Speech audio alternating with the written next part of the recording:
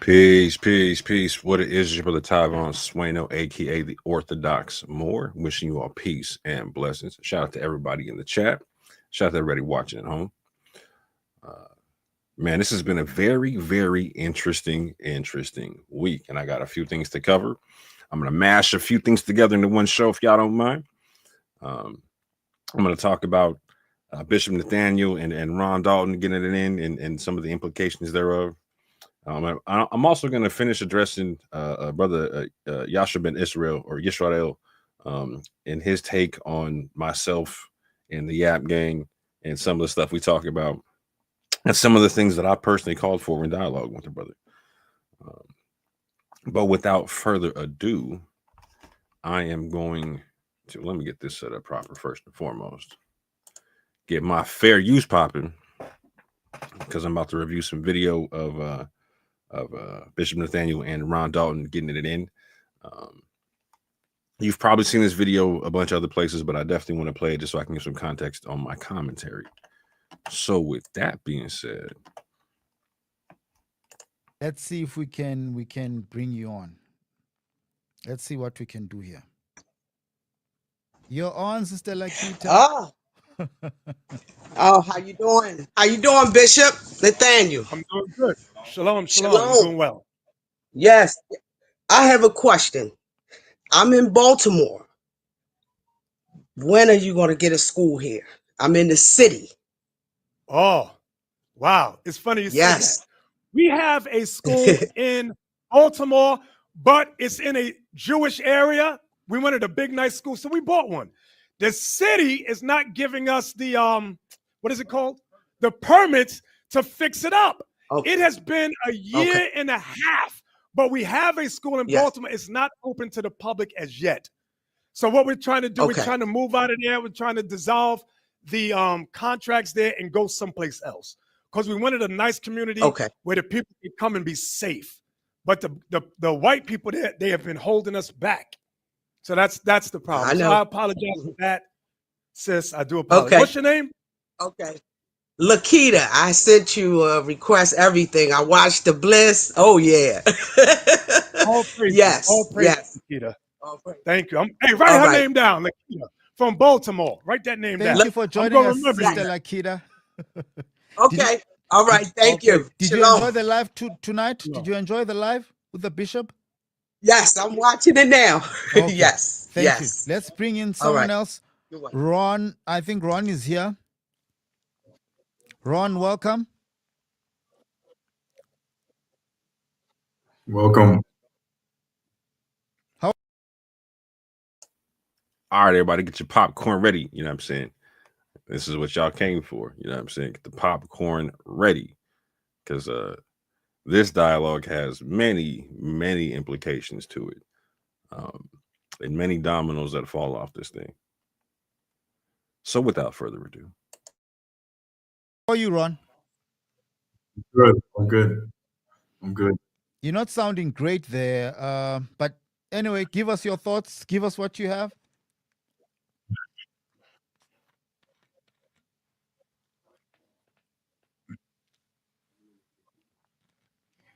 Ron, you're in. Go ahead.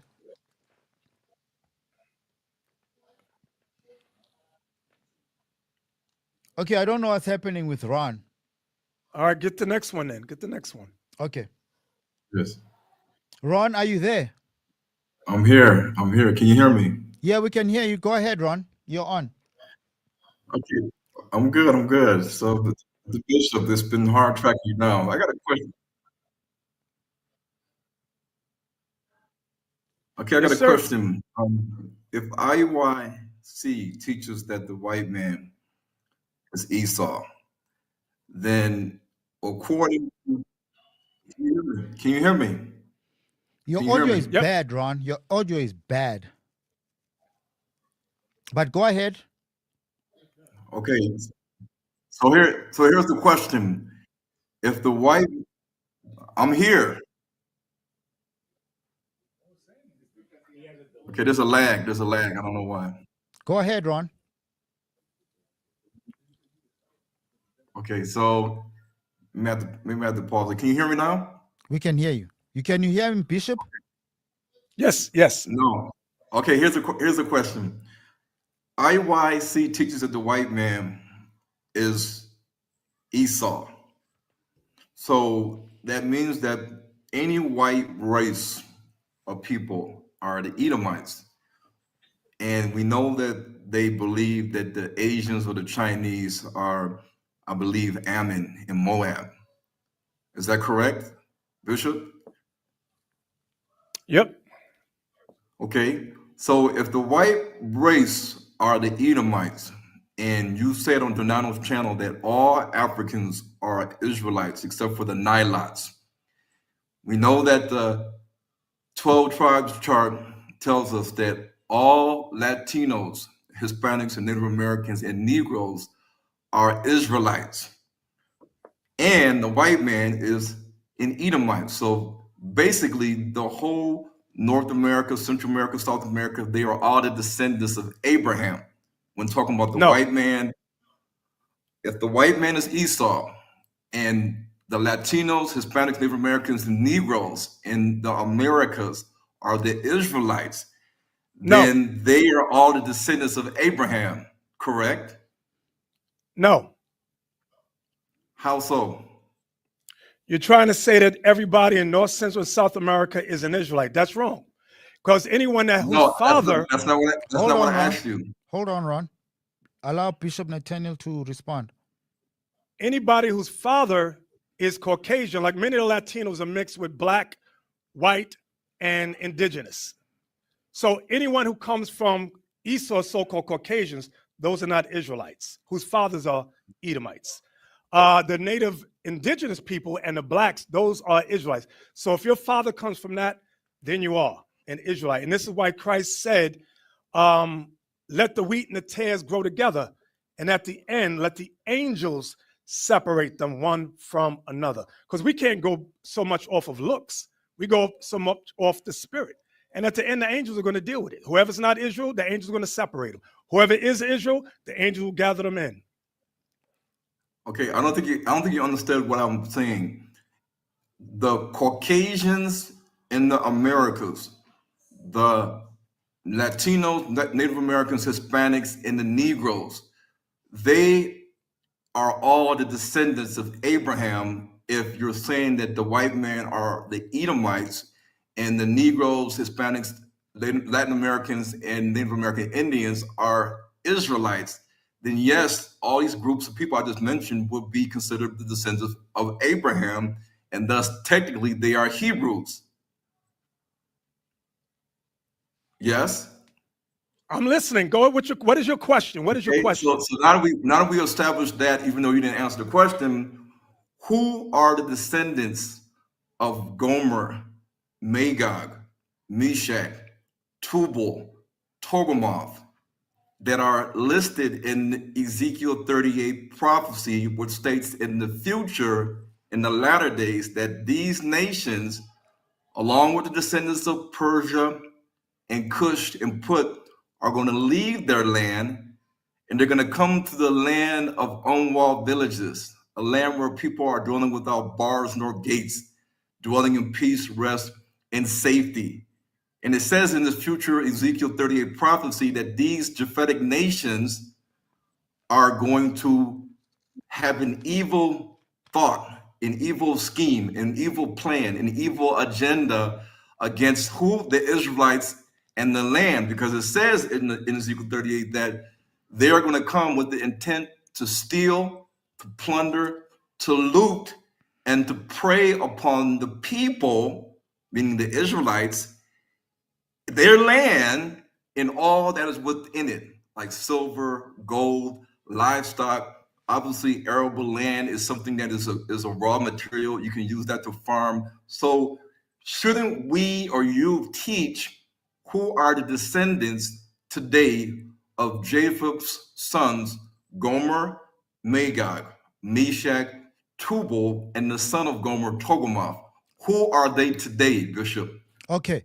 Ron, let's allow Bishop Nathaniel to answer now. We'll keep you in the back end, and we'll allow other people to come in. Bishop, did you get the question? Yep, I got it. It has nothing to do with the topic. like I knew he would come up with some confusion. But anyway, give me Revelation 20:7. It has nothing to do with Kenya. Keep it It has nothing to respectful. do Let's with keep it France. respectful, Bishop Nathaniel. Let's keep it respectful. Works both ways. Revelation 20:7. The book of Revelation, chapter 20 and verse 7. And when the 1,000 years are expired, So this is after the kingdom, 1,000 years after the kingdom is set up. Satan shall be loosed out of his prison Satan shall be loosed out of his kingdom. and shall go Out of his what? out of his prison Out of his prison. Excuse me. Go ahead. and shall go out to deceive the nations which are in the four quarters of the earth, Right. Gog and Magog, to gather them together to battle, the number of whom is as the sand of the sea. Right. So now let's find out who that is. Give me Isaiah 24. So this Satan that it's talking about, it's not just a spiritual Satan. It's talking about the white man. Okay. Isaiah 24 and 22, it says the same thing. Isaiah chapter 24 and verse 22. And they shall be gathered together as prisoners are gathered in the pit. So these prisoners gathered in the pit are the same ones in Revelation 20 and 7. Satan and his minions, which goes with Esau and his allies. Go ahead. And shall be shut up in the prison. And they're going to be shut up in the prison. Where's this at? The Caucasus Mountains. Scythia, that whole region up there. Go ahead. And after many days shall they be visited. When it says after many days they shall be visited, they shall be loosed. So these Europeans, even those Europeans that are mixed race with other races, with Japhet, that's what it's going into. Okay. And I said, I don't see what it has to do with what we're talking about. But that's the answer. Okay, Even Ron. the mixed race. He didn't give an answer. He just said Europeans, Caucasians, white people, according to their And mixed teachings, race. they are all Edomites. Okay. Your parting shot, Ron. Okay, Europeans and Caucasians are Edomites, correct? Yep. So how did you explain to us who are the descendants today of Japheth's sons, Gomer, Magog, Meshach, Tubal, and Togarmah? You did not explain that. A lot of those, yes, I can explain it. Okay. If you get Go history ahead. books, it shows that Go those ahead, are we're waiting. many of the Polynesians, the Hawaiians, many of them of Thailand, a lot of them, that's them. Because when you look at the archaeology, just they did a are video. brown skin. Hold on. Why are you Hold on. interrupting me? Bishop, hold Why are on. you interrupting me? Ron, hold on, Bishop. Hold on. Ron, I want you to say your parting shot, and then we'll take you out, and then we'll allow other people to come in. I don't want it to be a debate now. It's maybe something we can set up, but your parting shot, and then we'll allow Bishop Nathaniel, and then we'll take you out. We'll allow Bishop Nathaniel to Okay. respond. Go ahead. So again, You may say- you have Ivan Van Sertima. When you look at his books, For the record, for all my brothers in Kenya and whatnot, do not invite American brothers and whatnot to have a parting shot. You want them to close out, right? Because a parting shot means you're inviting them to take some jabs at somebody. You know what I'm saying? While they're leaving the conversation and whatnot. So you might have heard the term parting shot in some American conversations. And might misconstrue that for like something like closing out. No. You just invited my man to insult the old boy on the way out. So you might want to switch that one up in the future. But back to it. shows you he has many ancient archaeology of Gomer, many of them, and you can see that they're brown complexion with wavy hair. These are many of your Polynesians, some of them, Hawaiians, some of them, not all of them, but some of them.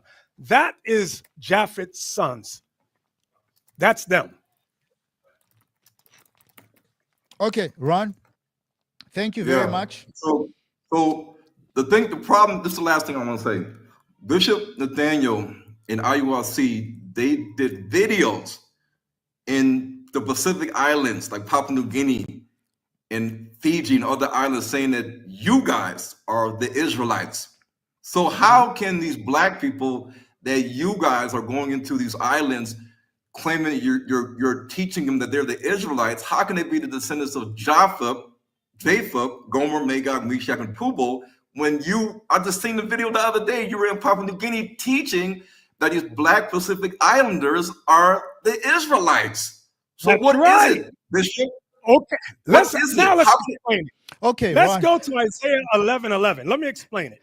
Ron, The Ron. book of Isaiah, chapter Okay, 11. hold on, brother. Hold on, brother. Hold on. Ron, we're taking you out now. We need to finish this one off. We'll make some time for a explain. debate. Okay, Yeah, Bishop let's Natalia debate. wants to Let's explain. debate. No, Don't no, run, no. Bishop. If you ain't Ron, got, I hey, need if no, you ain't got hold on. scriptures, there's no debate. I got Don't scriptures. run, You don't Bishop. have. Do not run. I'm here. Bishop, no, I'm no, ready. no. Ron, I'm the I'm one right running. here. Bishop, can I Von's mediate? looking for an audience because he ain't got one. He's not ready. He's not No, ready. hold on, He's hold not on. ready. Run. Bishop Nathaniel, I don't want it to be a sparring is- debate. hey, I don't want it This to is be a sparring crabs in a debate. barrel. Like I Bishop told you what Nathaniel? Negroes do.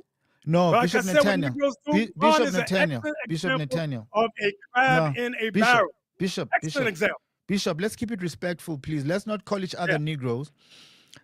Ron, I'm going to take you out now. We'll allow Bishop Nathaniel to answer. I don't want it to be a debate for now. We were just catching up on what's happening with IUIC. We will set up something if we agree on each side. Now I'm feeling like Don King trying to put together a fight here.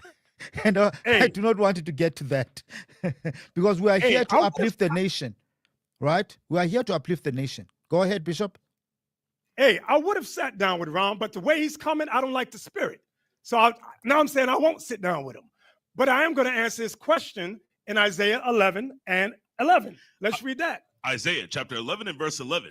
And it shall come to pass in that day that the Lord shall set his hand again the second time to recover the remnant of his people, which shall be left from Assyria That's the areas Turkey. Go ahead. and from Egypt and from Pathros Sudan, and from Cush Ethiopia, and from Elam East India, Iran, and from Shinar Iraq, and from Hamath Syria. and from the islands of the sea. In the various islands of the sea, they are Israelites there. Is everybody an Israelite? No. Is everybody in the Polynesian islands Israel? No. Is everybody in Papua New Guinea an Israelite? No. So that's why in John 10, give me that real quick, what Christ said, my sheep. This is why when you listen to us teaching, you got to listen carefully. John 10, let me hear what verses? Let me hear verse 1. John chapter 10 and verse 1. Verily, verily, I say unto you, he that entereth not by the door into the sheepfold, but climbeth up some other way, the same is a thief and a robber. Jump down to where it says, my sheep hear my voice, and strangers they will not follow. Find me that one in there. Verse 27. My sheep hear my voice, and I know them, and they follow me. So when we go, like in America, we'll say, you black people are Israelites. Are all black people in America Israelites? No, because some of them got Chinese fathers, some of them got white fathers. We know that. So in Papua New Guinea, Polynesian Islands, when we say you guys are Israelites, are they all Israelites? No. Some of them have Chinese fathers, some of them got Japhetic fathers. So guess who's going to come? Read it one more time. These are the ones that's going to repent. Read. My sheep hear my voice, and I know them, and they follow me. Read. And I give unto them eternal life, and they shall never perish, neither shall any man pluck them out of my hand. And we stand on what Christ said. We don't stand on what any Negro says. We're always going to stand on what Christ, the Black Messiah, says. Okay? Thank you. Okay, Ron, we're taking you out. Thank you for joining us. We will try to get you to talk to I Bishop didn't like his Nathaniel. spirit. If he No, came that's humble fine. and speak right, I would have did all right. No, But it's fine. he's coming black. Okay, He's no, coming it's black. fine. Bishop, we'll settle it out on the side. Don King will make Mayweather and Pacquiao Part 2 happen again. And we'll debate this calm spirit of the Lord. Right, Ron? Yeah, I'm ready to debate when you are. I'm not running. Okay, but we I need to don't keep it to debate. the topic. Okay, I so teach. okay, so we'll need to keep it to the topic. If we agree on a topic, we'll stick to the topic. You bring your thoughts on whatever topic we have. Bishop Nathaniel, if he agrees, he will bring his own thoughts. We'll take it back to the scriptures, Ron. As I always say, give us references. As I always say, give us references. I got it all day long. Cool. Thank you very much. Thank you for coming through. Guys, I think we're about to wrap it up now. Wait. Bishop- I will say this. Okay. When I debate someone, I want to see that they've accomplished something. I want to see that you have a No substantial excuses. following. No Let me excuses. finish. Stop running. Be quiet. Stop Be running. quiet. Let's be quiet and listen. I don't debate, I teach. So when you teach something, you stand on what you're teaching, right? And that means you have followers, you've established something, and people, you have congregations. So I want to see that. Like John Henry Clark says, everybody else I teach. Other than that, you just listen. That's our standpoint at RUIC. If you don't believe, Ron, bye. Just do your thing, my man, my brother. Do your thing. Listen, I want all the smoke from you. I want it all. So bring it, and I can handle you easily. I can handle it. I can handle you easily. Okay. No, You don't have the truth. Okay. If you have the truth, stop being scared and debate me. Okay, Ron, hold on. If Hold you on. guys Hold have on. the truth, debate me. Hold on. Ron, Hold on. we get We're a trying lot to of teach. bum Israelites that want to talk to me. I don't want to talk to bum Israelites. I don't. Okay. Ron, see you. We'll talk on the side. It's cool. Cheers. Bye. Like I said, you got a lot of Israelites who have nothing. Yeah, I'm not gonna play the rest of that part. I'm gonna let him say. Yeah, he's just gonna try to go more in on your boy or whatnot. But what I want to do here is ask the chat a question. I got a few people watching, so do me a favor for the few people I got watching. If you think Ron won that exchange, put a 1 in the chat. If you think Bishop Nathaniel won that exchange, put a 2 in the chat. One more again.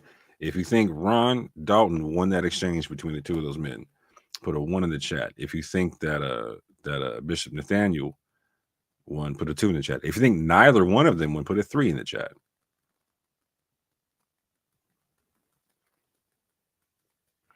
Let's see. I see a 1. What else we got? I see another 1. Yep. People saying Ron got it. Okay. I got 1, 2 in the chat. Somebody saying Bishop Nathaniel got it. Oh, hey. I see 1, 3 in the chat. Interesting. Very interesting. So far, I'm seeing what I'm typically seeing everywhere else, which is most people are thinking that Ron won that debate. At least the majority of people, maybe not like the vast majority, but like a slim majority, like a majority of people, a slim majority are thinking that he won that. I was even seeing on vocabs the other day where even like as a Christian apologist, he's believing that Ron Dalton got the best of that exchange. You know what I'm saying? And I'm sitting back watching it, listening to it, and yeah, I'm gonna have to agree. I'm somewhere in between 2 and 3, and I'll tell you why. One, I don't think either one of them actually won. I think, you know what I'm saying? I think Ron Dalton Jr., like, he won a little bit in the sense to where he gets to make his rounds and try to make his name known a little bit. He was on Sonnetta's channel, able to talk about this. He was on Vocabs, able to talk about this. You got Assad in the cow over there talking about him. You got me talking about it, right?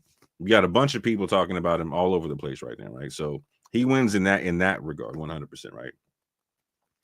But in terms of like, even on that level, in terms like if you want to measure this in terms of clout, I still don't think he won in that regard, right? Because like Bishop recognized he has a lot more to lose in this situation than Ron Dalton does, right? A lot more.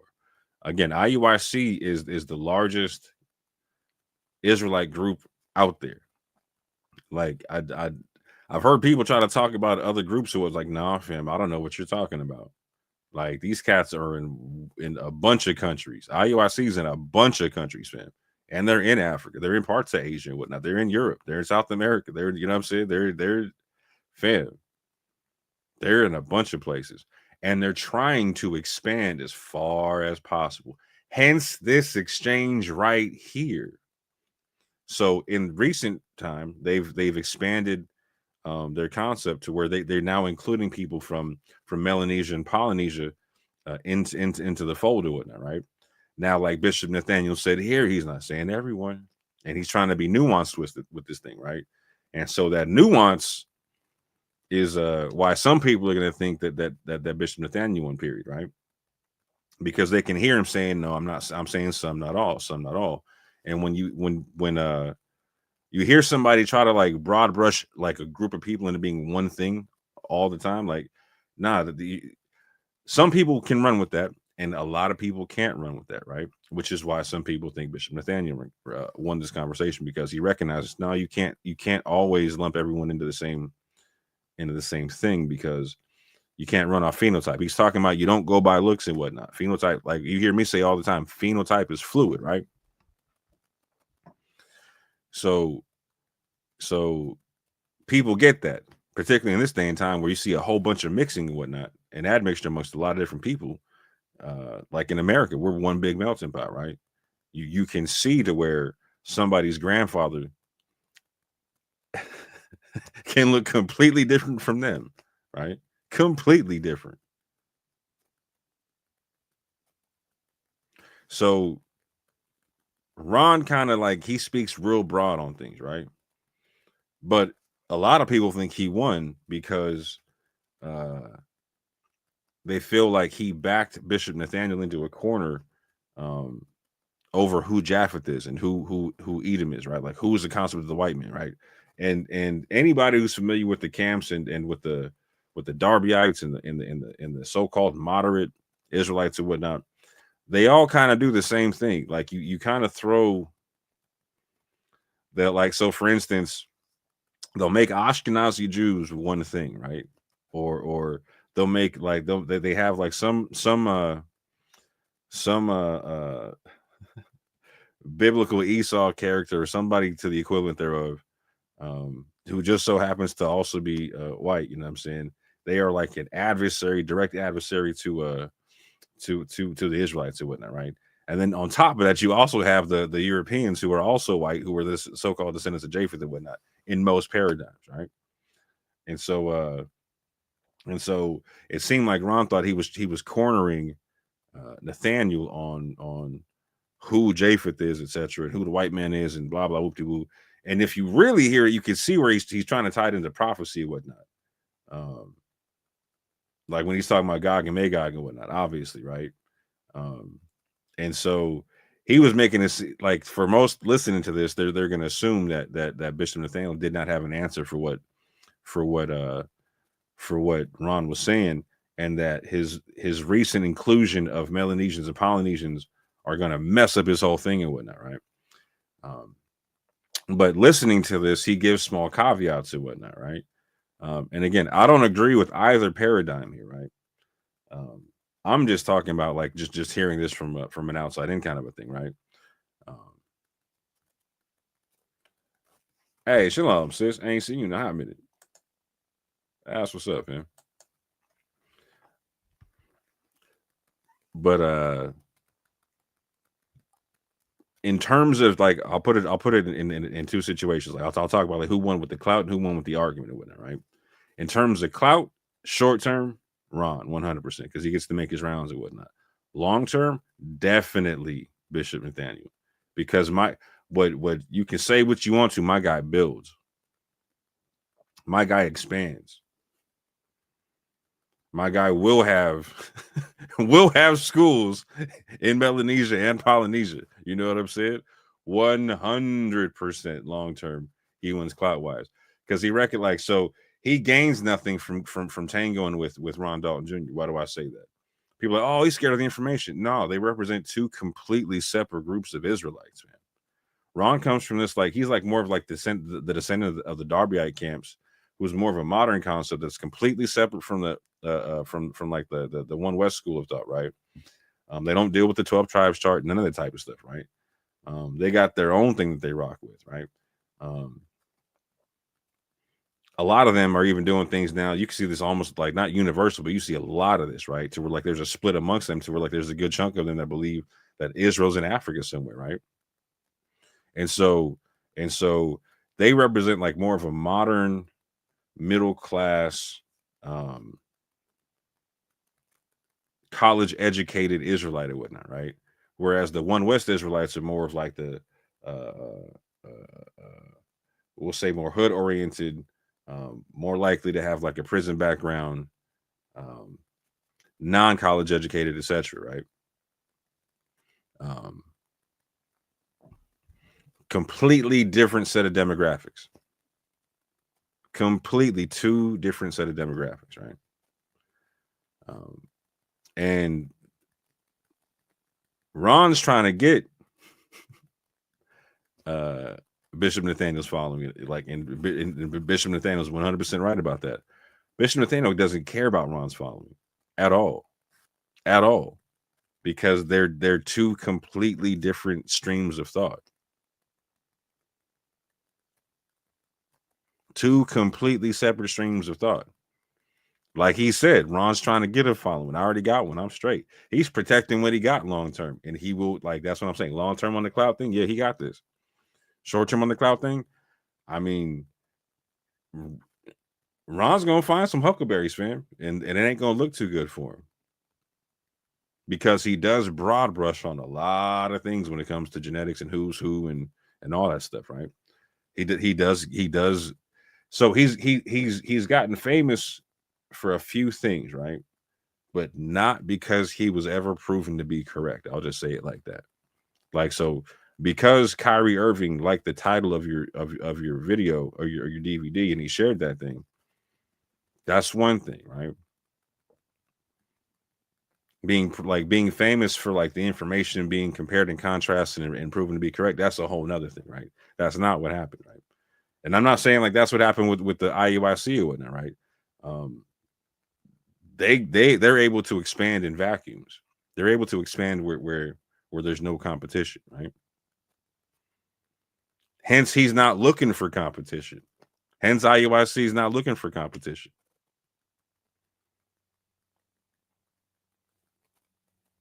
So Ron's going to find competition in America. And like, so you can see, like, it's going to come down to, is Israel in Africa, right? And so he's already started having rounds with people with this thing, right? Like, so you've already seen him go rounds with the colonists, you know what I'm saying? And so him and Assad are going to go in on this topic, right? And so whatever cloud he thinks he's going to get, it ain't going to be long term. It ain't going to be long term. I was just in Assad and them's chat telling them, hey, they about to eat in 2025, because there's a lot of people out here fumbling in the bag and whatnot. You know what I'm saying? And Assad and the cock come for people who don't leave money on the table like that. You know what I'm saying? They will pick up the bag if you drop that junk. And again, they've already debated Ron Dalton on is Israel in Africa, and between that, what's going on with Sakari, etc. Yeah, Deacon and a guy and Assad about to eat this year, fam. And you're gonna see, like, again, Ron Dalton's not gonna want to go rounds with them again. So what is so for everything he's saying about Bishop Nathaniel? What is he just as scared of Akai and Assad as supposedly Bishop Nathaniel's of him? Like, so it ain't like, that's what I'm saying. Like, it's short-term thought for him, because he doesn't really have anything to fall back on, right? Like, so if you listen to him talk, right, he's like, oh, I'm in Africa being impressed by Africans. Okay, fam. Okay. I can't get my movie out because I'm being impressed by Africa. Okay. Like, that doesn't sell too well. That doesn't sell too well at all. Particularly if you're telling me that Israel's in Africa, fam.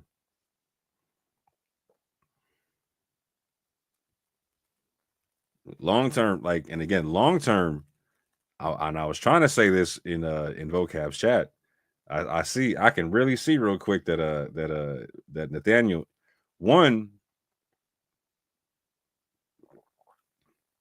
my man is about his paper, you know what I'm saying?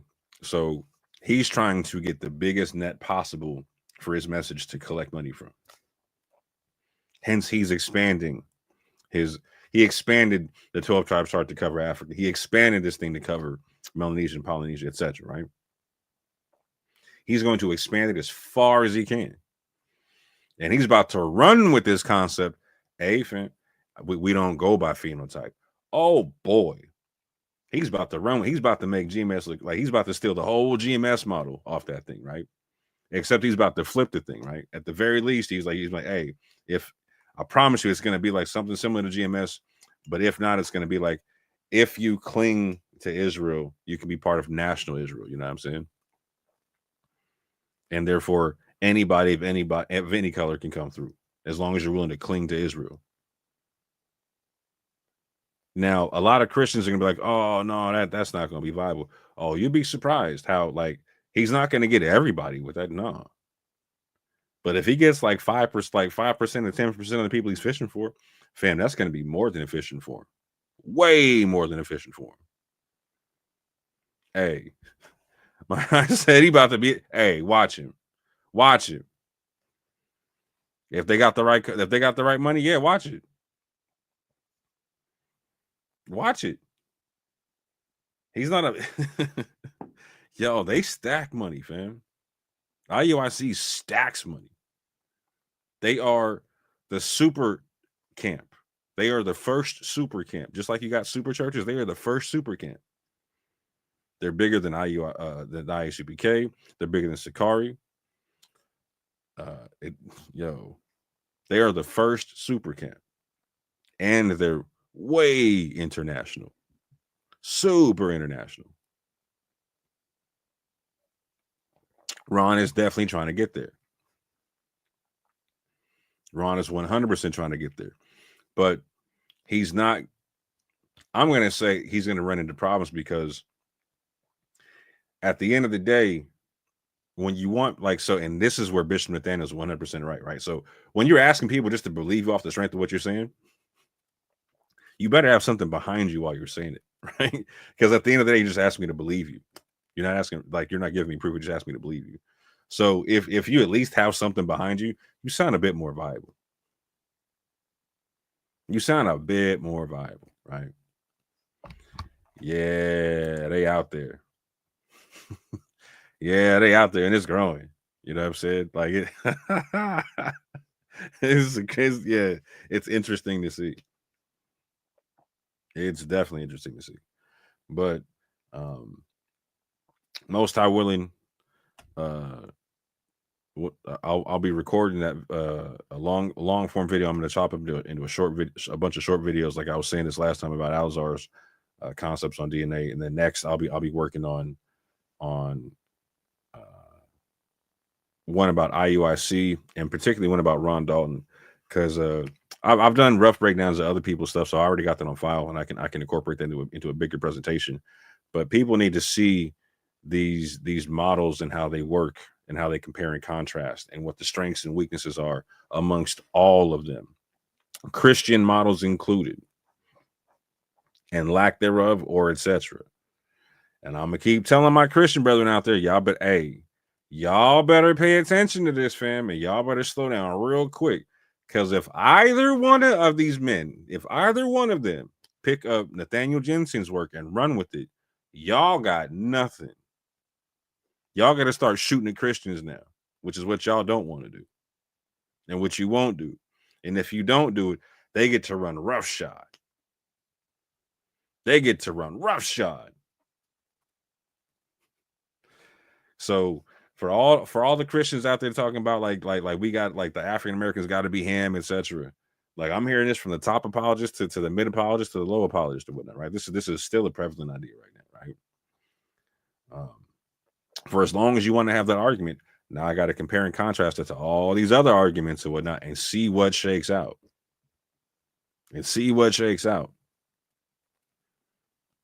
But also show you the strength and weaknesses of the arguments you're giving and whatnot. And maybe why, maybe it help you understand why this Israelite thing is a growing concept amongst a lot of people. One, I'm understanding, like in talking to a bunch of apologists behind closed doors, that they don't understand the environment that this stuff grows in. They think it's just cults grow because cults grow, and they don't understand the vacuums that these places that these things grow in, right? So, like, what am I talking about, right? Like, so for instance, you'll hear me talk about me and Alizar having a common neighborhood, like one neighborhood in common. Like we both used to live in a place called Hilltop, Tacoma, right? I lived there in the 90s at a point to where it was a literal no-go zone, fam. No-go zone. It's been an empty police station in that zone my whole life. I didn't see a police officer the whole time I was there. And the reason why Alizar is Catholic is because we had a bunch of churches that were down there, but the only one that was ever open or actually had people there was a Catholic church. So we had a bunch of people that were like from the South and whatnot, transplants from the South, transplants from California who were transplants from the South. One of the blackest cities on the West Coast at the time, and a lot of gang violence, a lot of craziness. Like I said, no-goes on. Cops wouldn't show up there. No, no point even calling the cops or whatnot, right? Drugs everywhere, right? Gangs everywhere, fam. Like these are places to where, like, again, the church was non-existent.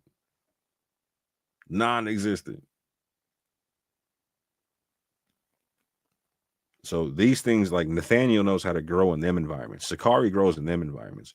Ron Dalton doesn't grow in those environments. Ron Dalton grows in a whole nother area.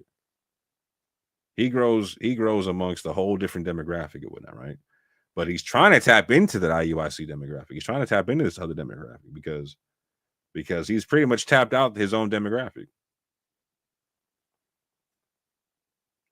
I mean, the middle class Israelites, you know what I'm saying, ain't really doing much but talking and whatnot, and asking you to buy their books and DVDs, and that's about it. They're not giving you no schools to go to. They're not giving you no places to go to, and that's what Nathaniel's talking about. He's like, look, fam, I give people a place to go.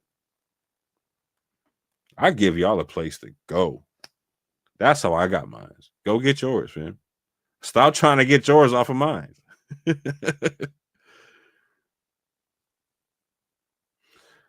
So yeah, I think that's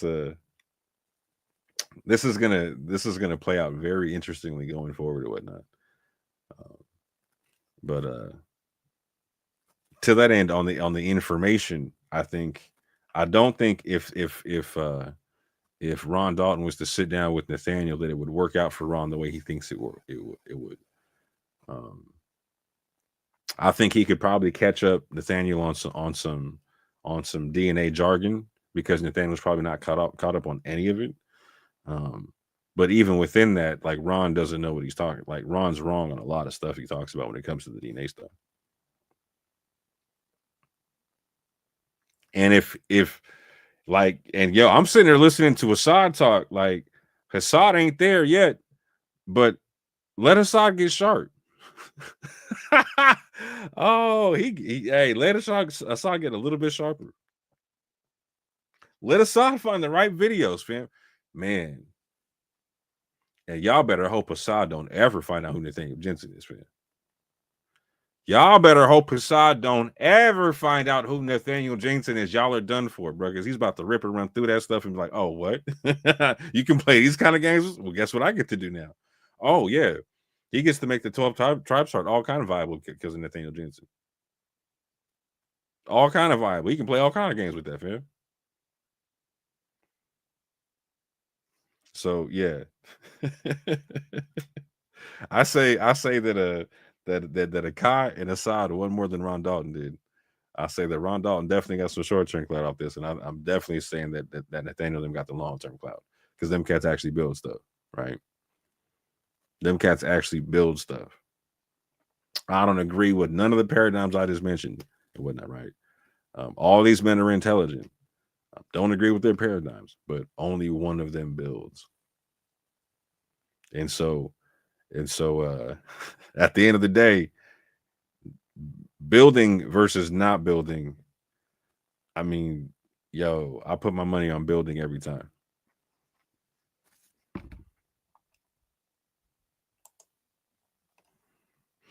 The camps tap into a demographic that were never really into the church. That's also true. but they definitely tap into the demographic of the people who grow up with a Judeo-Christian culture, right? And so and this is where people like Vocab and them are right, to where like they focus on people who were raised with the Judeo-Christian culture but don't have a deep understanding of it, right? And that's the product, like that's what we see in these hoods. And that's and that's exactly what I got in the no-goes when I was living it, right?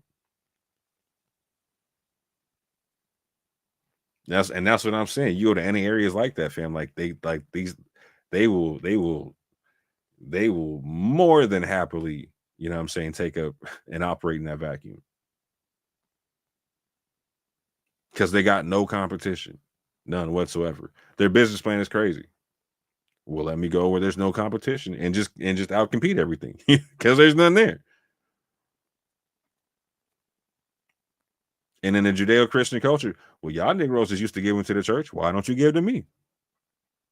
I'm at least gonna build something for you right here. You can see, and they clean up doing it, fam. IUIC out of more so out of anybody. Like this is why ISUPK is capped out. This is why you see like Sakari get but so far. This is why you see all these other places. Like you can find some camps that have like they'll have like maybe one or two big churches or some schools that have one big two. All right, cool, got you. These cats knew what it was, fam. I started seeing like when I started seeing IUIC billboards in the hood, I was like, what's this? Oh no. Yo, Nathaniel got a well-oiled machine, fam. A well-oiled machine.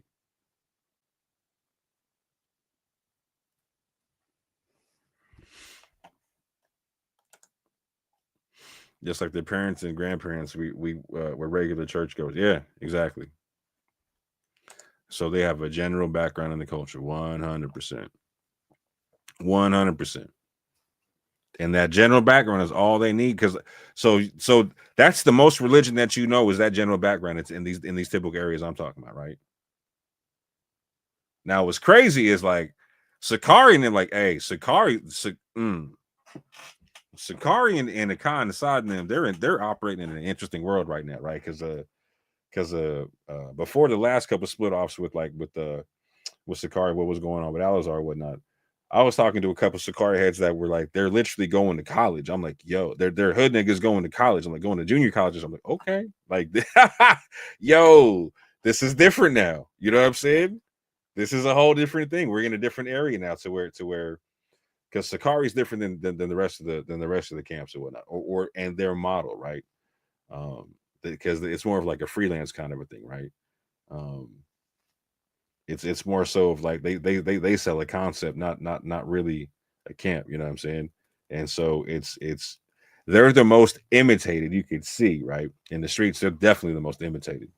Like in terms of the if you add up all the imitators of Sakari, oh, they outnumber ISUPK like it's nothing, and they're knocking on the door of IUIC 100%, because they got the biggest reach amongst the youth in the streets or whatnot, right? They're more viable in that culture when that 100%, 100%. And now they're tapping into a whole nother thing now, to where they're trying to be like they want to be the educated hood niggas and whatnot, right? Yeah.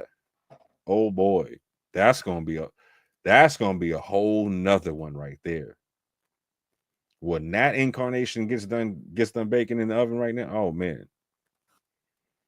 When they get done remixing this one here, fam. Yeah. Like I was thinking that this thing was going to peter out for a little bit, and that they've hit like this whole Israelite thing has hit its peak growth, and that it's just going to go at this rate for a while longer, but it's not really going to get much more peak than this. Nah, fam. I might be completely wrong about that. I started to, like I was saying, like I was like, oh, I really had to step back and like, oh, these young cats they're going to college now. They're jumping in apartments together and saving money. Oh, oh, well, all right then. Oh snap! They're like, yeah, this is gonna be an interesting one, man. This one can land in a whole bunch of different places. But in that regard, they're gonna start argue. So they're gonna argue DNA stuff and all kind of stuff with you, right? And in that regard, they're gonna end up knowing more than Ron Dalton real soon. People like Bishop Nathaniel, they don't want to talk nothing about that DNA with you, fam. None. Then they're not trying to, and they understand that their demographic, it cuts them off at a certain age at that juncture, right? Okay, no worries. They're cool. They're cool with getting people who are 40 and 50 and 60 and all them things and whatnot, because they're going to bring in their you know what I'm saying, their children. You know what I'm saying? Their grandchildren and whatnot. They're cool with that. And Nathaniel's like, he's getting older anyway, right? He wants to be able to control the sustainability of his growth. He doesn't want the thing to outgrow him and whatnot, right? That's the problem with some of these situations. If you can get growth that outgrows you, and you don't have a structure that can deal with that growth manifestation, right? That's one of Ron's problems. He can't hold on to the clout that he creates, right?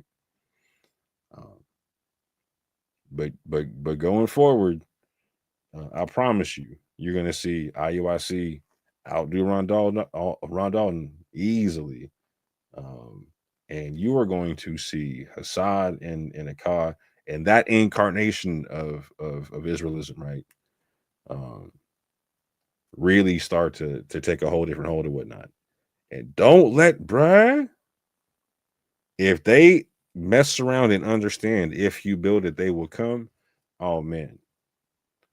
The urban apologists will have a problem on their hands, man. Whole problem. But with that, I'm about to switch gears and get into a whole nother thing. And I will tell you right now, give you a little heads up, if you have children in the area,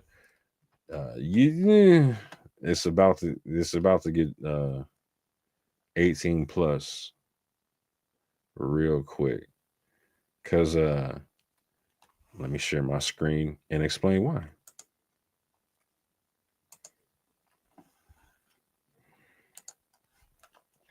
So if you saw my recent live, you saw me addressing my man Yasha Ben Yisrael in this bit here. You know what I'm saying? Yasha claims proof of African Americans having Kohanim DNA, then deletes video. And then I definitely tagged him in this post here that you can see, where I say, bro, I hope you at least have the integrity to do a video addressing all this instead of just trying to erase your footprints. Because we caught him erasing the video, but not addressing anything that was said in the video or me in the chat, me in the comment section, right? He didn't, and I'll go into that in a second, but I'll let you see and listen to Yasha's take on this. And again, if you have children in the area, you might want to rethink that one right now, because it's about to go 18 plus in 3, 2. What up? This is Yasha Ben Israel back at you one more again. Yo, check it out. Let me address this issue right here. Let's see what's going on here, right? Yasha Ben Yisrael 120, bro. I hope at least you have the integrity to do a video addressing all of this instead of just trying to erase your footprints. Orthodox Moore, I don't owe you a motherfucking thing, brother. Right? I don't owe you an apology, right? I don't owe you an explanation. I'm a grown-ass man. You did? I could do what the fuck I want to do, when the fuck I want to do it. I'm not up under your authority. I'm not in your motherfucking religion. I'm not up under your intelligence. Okay? I'm a grown-ass independent man who take full accountability of what the fuck I do, and I do what the fuck I want to do. Okay? I'm a free ass nigga. I take full advantage of my freedom. Okay? This is a problem, bro. The Yasha Ben Israel Israelite channel is my channel, right? And I promote the right to put any video I want up on my channel that the fuck I want to put up on my motherfucking channel, man. See, I get so sick of you motherfucking religious motherfuckers trying to control a nigga. You know what I'm saying? Man, you motherfuckers can't control me, dog. You talk about integrity. This has nothing to do with integrity. I can do what the fuck I want to do. If I'm not breaking Yahweh's laws, nigga, fuck what you talking about. That's what integrity is to me, to hold statute to the law, statutes, and commandments of the God that I made a covenant with. Fuck you. Fuck what you talking about in your shoe and all you corny, goofy ass niggas, bruh. You know, I'm not in your clique. I'm not in your gang. I'm not in your organization. Okay? So I do what the fuck I want to do. Now, I will say this. I am an intelligent man. That's why I took the video down. You did? I took the video down because simply, I am not a computer person like that. When you look at my videos, if I was a computer person, I would have fancy ass videos and all that. I'm not that, nigga. I'm a book reader, nigga. I'm a college educated book fucking worm, okay? Most of my research to this day is still in books, bro. Okay? I'm just learning this motherfucking computer. I don't know nothing about AI and all this other goofy shit. So when I stumbled across some information, I trusted computers, my nigga. All right? I shouldn't have to go vet after trusted ass computers. When the motherfucking computers down at the courts send out the motherfucking warrants, they trust in that motherfucker. When the computer send out your motherfucker check, you trust in that motherfucker, and you know it can have a glitch. Okay? I shouldn't have to always go vetting after every motherfucking thing just to make a video.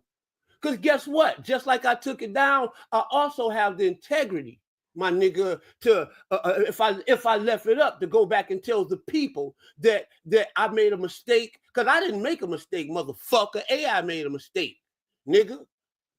Did I make a mistake by posting? No, nigga, because I'm a grown man and I post what the fuck I want to post. So I ain't make no mistake. It ain't got nothing to do with no integrity or none of that shit. But if the information is false, I'm going to take it down. Now, how I came across the information was false because I discovered playing around with AI, and then I had to correct AI, and then AI would sit up there. AI sat up there and told me, you know what? It repented, my dog. The AI motherfucker repented to me so many motherfucking times. I was like, man, I can't trust this information. And that was after I posted that. Previously, when I posted it, I trusted it.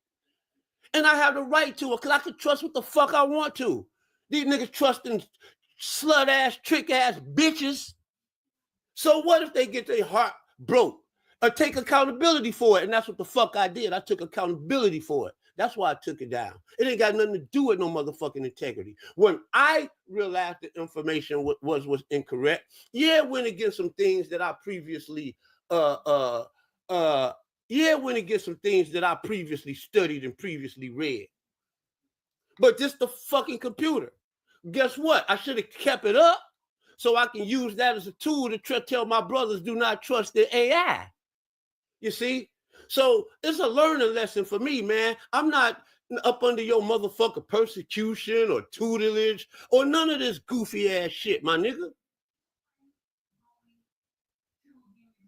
Now, I would thank you for, and I'm not going to do it because I don't need to.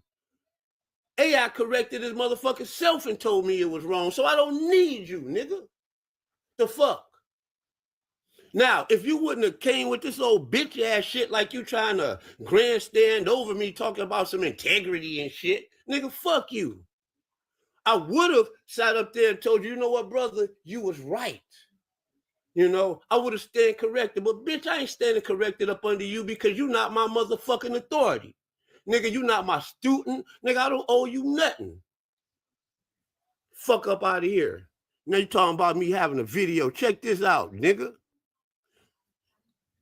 And go check it out on TikTok, YouTube, and motherfucking Instagram. Clown ass nigga.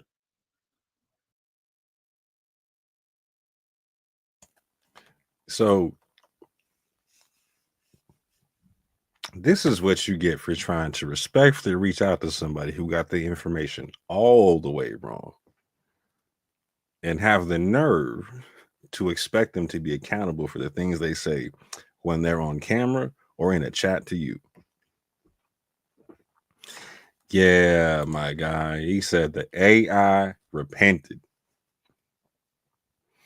He said he found out that the AI was wrong because the AI repented. Now I'm about to show you, like he just said, right? And I would have thanked you, but I'm not going to, since you did this over here. Thank me for what? What did I do? Oh, I pointed out to you that the AI was wrong. AI was wrong. I respectfully pointed out that it was wrong. And it was obvious that you didn't double check it, because had you double checked it, you wouldn't have put it out there like it was right. Right. And so when I tried to walk you through it, you had a problem with that. You know what I'm saying? And here's the thing. You would have thanked me had I not put this up, had I not made a video after you deleted the video without saying or acknowledging to me I was right in the comment section, that you were going back and forth with me. So you did in no way, shape, or form did you acknowledge I was right after you found out that you were wrong. And because I'm saying to you, you should acknowledge this in some way, shape, or form, you're not going to acknowledge that I was right or that you were wrong. That's so ridiculous, fam. And again, this is why in 2025, pseudoism must die, right? I'm switching up the whole thing, fam. Like I'm gonna respect everybody's belief system. I'm gonna come at you with the level of respect and whatnot, right? But if you in any way, shape, or form start to get into this, I want authority without accountability, or I want to be arrogantly ignorant, oh fam, just understand you about to get clapped with both hands. You know what I'm saying? Both hands. Because this can no longer stand in the community. This can no longer stand in the community. You separate the men from the boys by separating the men from the boys. Y'all want to go into your echo chambers? Cool. Go kick it with Sonetta and them, fam. Go kick it in them pedo circles and all them kind of things. That's cool. I go over into Babylon and kick it. That's where you belong. Because you over here talking about you're fronting like you believe in something religious or whatnot. That's why you got at me, because I want you to be accountable, because I actually believe in that kind of stuff, right? You're talking about a covenant you took with the most.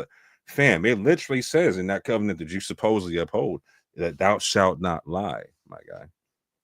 And you said you vetted the AI. That's what you told me.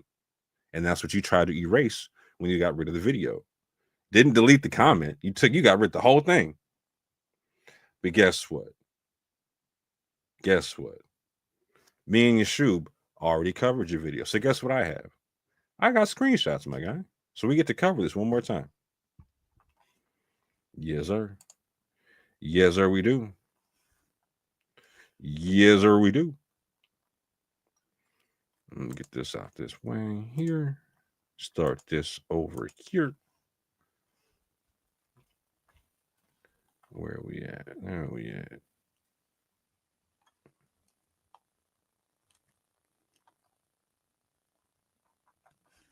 Where are we at? Where are we at? Let's see if I can do it like this.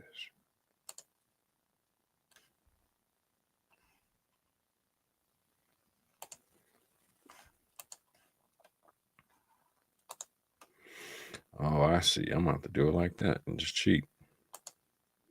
Ha!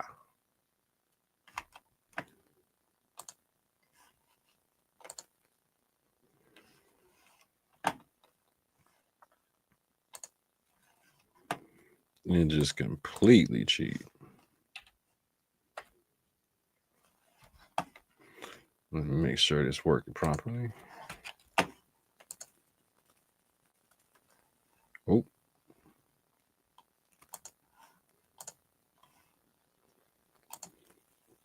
There we go. Let me do this here. Take you down there. Move you here.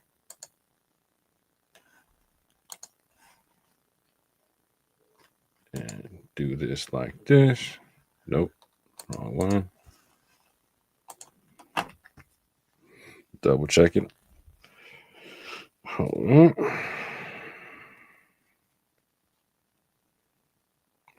Make sure y'all can see this on the YouTube.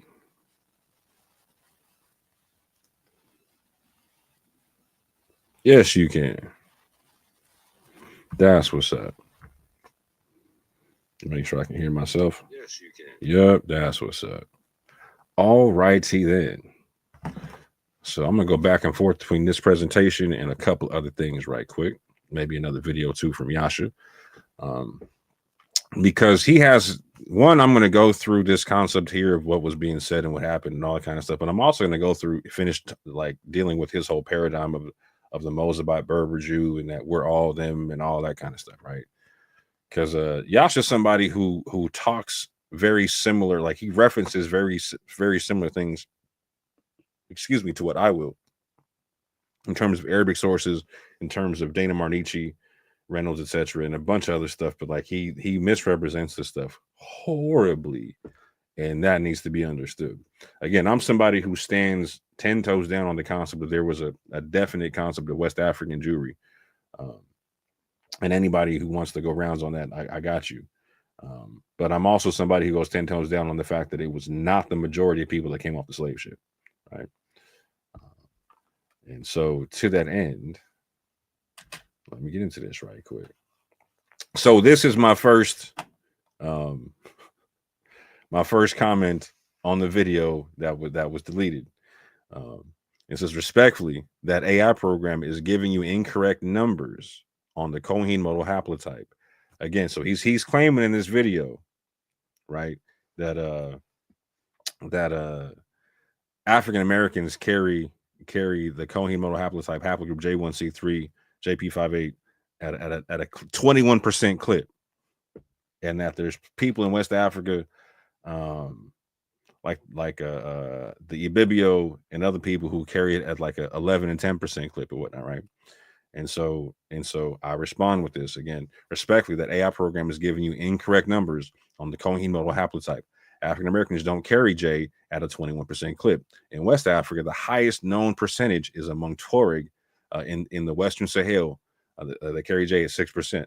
Now watch this. My man got a whole issue about admitting he's wrong. I get to watch this. This is so easy. I was wrong about this.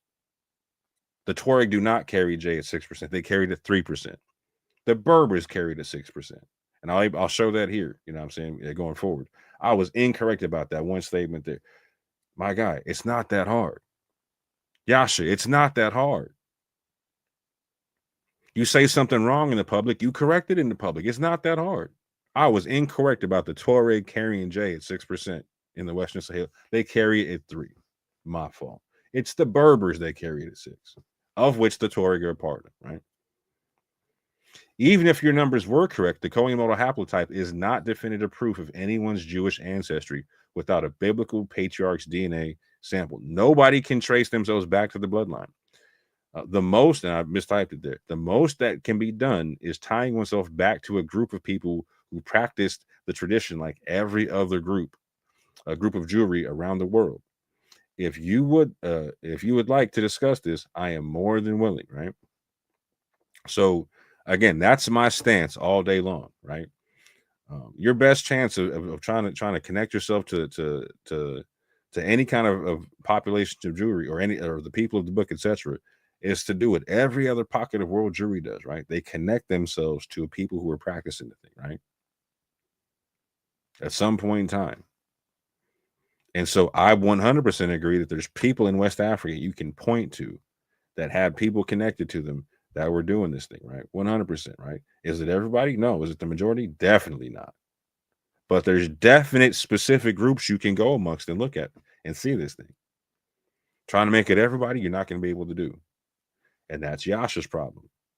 Yasha he does the same thing that the camps try to do. And you see the camps are figuring out you can't sell that now. People are starting to wake up. Like even Nathaniel recognized, no, I can't say everybody who's African American is an Israelite. I gotta say, you know what I'm saying? Because we got different lineages and whatnot. They understand that now. They understand that now. So again, this is how I come into the conversation with Yasha, right? This is Yasha's response to me. The reference in the video is in the video. The reference don't lie, right? Have to go orthodox more, and we can openly have this conversation. It ain't like we didn't before. I didn't agree with you then, and don't even more after AI. After AI, right? We can respectfully have this convo. Trust me, I'm nobody's bitch, right? For whatever reason, it goes from a 2 to a 10 instantaneously, right? And again, that's the problem with most of these people. When you find them who are arrogantly ignorant, or they want authority without accountability, what they want is to be believed more than anything. I want you to believe what I'm saying because I'm saying, right? That's that cult stuff. That's why this stuff can't fly no more, fam. This is why we got to separate the intellectual men from the boys. I don't care what your age is. I don't care what your age is. I'm going to come in respectful. But the moment it gets ignorant, okay, let's get it. Let's go. Here he goes again. But being from the Mozabites does validate their Jewish ancestry. So with the J model and from Jewish Mozabites, case closed. Case closed. And I'm 100% correct.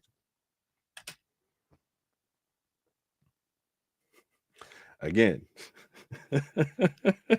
I come back and respond. Talking about the references, not lying. No, they don't. But you didn't read from a single one of them. You read from an AI query. You read from an AI search that gave you wrong information that you didn't double check. I would love to go live and have you make your case from the actual reference material instead of relying upon an AI query. His reply to me, just prove the AI wrong. It has more information in it than in you and far more concrete. I vetted the sources. One more time, Yasha. You said, I vetted the sources. Prove the genetic study wrong. And then you said, go live. I'd love to see it. You don't need me for that. I did not need you to post it. You have my permission. Oh, and when you make a video about me, make sure you use my DNA reports. And again, there's a video that's connected to that, right? So I'm going to do that. So YouTube, Yasha gave me full permission to show this stuff. And he gave me full permission to talk about this. And he gave me full permission to show the videos from his page on this. He asked me to do so, as a matter of fact. And then he supplies in his responses to me after saying he's 100% correct. These are his claims about these studies and whatnot, right? Again, that J1 is found amongst the Ibibio and the Efik, etc., at 11%, 10%, etc., right? All the way down. And then he cites sources for it. Virima et al. 2010. We all see that?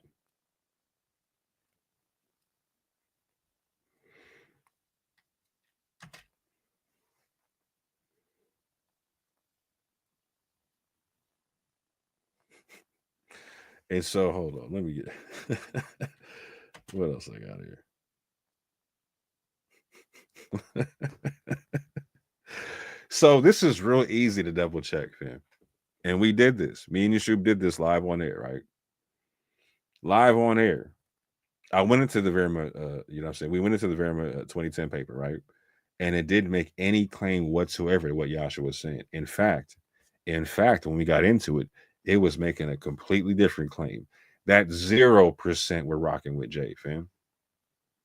That 0% we're rocking with Jay. Less than 1%. We'll say it like that to be more accurate. Less than 1%. And that the people being tested came from a uniparental line. And what was that uniparental line that we found? Oh, it was E1, B1A. Oh, okay. Okay. This is how we know you. This is how we knew you didn't verify the information. Uniparent. Again, here's the paper. Little genetic differentiation as assessed by uniparental markers in the presence of substantial language variation in peoples of the Cross River region of Nigeria.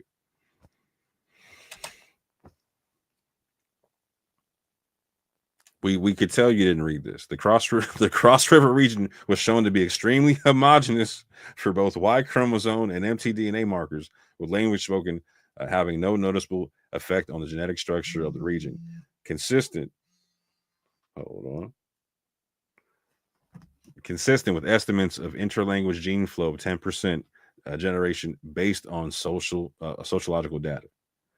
So this is how we knew you didn't go through the references, fam. This is how I knew you didn't go through the references, fam. We showed you the haplogroups. And instead of, now you saw this, I tagged you in the video, all them things. You saw us when we went live before that, because the video where I tagged you, that was just clipped up from me and Yasha going live prior to that, fam.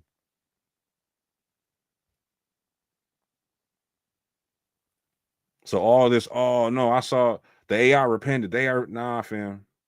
If it repented, it's because you were asking these questions. Is he right about this? Is he right about that?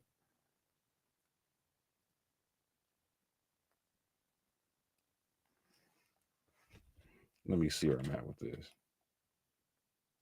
Yeah, there was only one instance out of all the groups tested, where we found Jay in this study. Again, this is a picture. This is a graph from the study that my man cited as proof that he said that you said you vetted, Yasha. Again, thou shalt not lie. You didn't vet this. You know you didn't vet this. Shame on you, fam. Shame on you, fam. And how dare you put your ignorance and your arrogance on God? How dare you, fam? Now I'm on your bumper, fam. I wasn't wrong. My AI was. But you said you vetted it, though. You said you vetted it. No worries. No worries whatsoever. Now,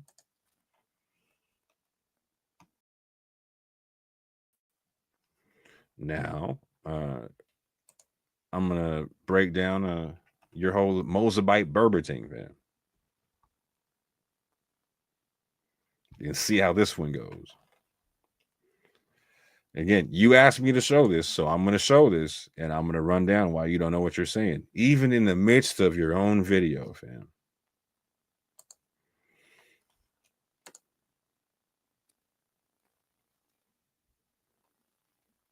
Here we go. I'm going to play the whole thing, so you can't say I'm playing it out of context. I'm going to let the whole thing run. I'll pause it where I need to, but I'm going to play the whole thing, fam. There we go. Y'all can see that. Yep. Hey, y'all, look what I found here. I'm up here cleaning out this old room up in the attic up here. I found one of my old DNA papers. This is what I've gotten when I had taken the DNA test.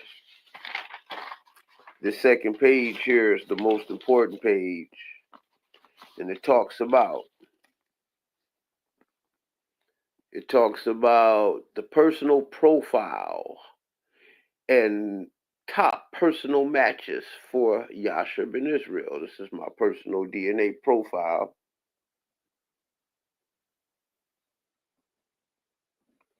This here is tell you about my profile. Okay. And this the population matches, number of population, and the rank, the regional affiliation. Okay. This is the regional affiliation reference map.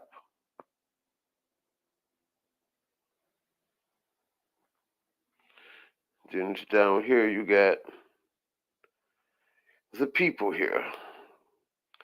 The people in whom my matches are. See where it say African immigrants 10. These are the 10 matches that I have here. I want to read to y'all something here. read to y'all something about this. But turn the page here. You got you know, the DNA basics, letting you know how this stuff really goes down, and letting you know how historical migrations work, you know, and how they do their testing. The back of this is really not important, you know. It's really not important. But the front is. Getting back to this page. This is where all of the information is, okay?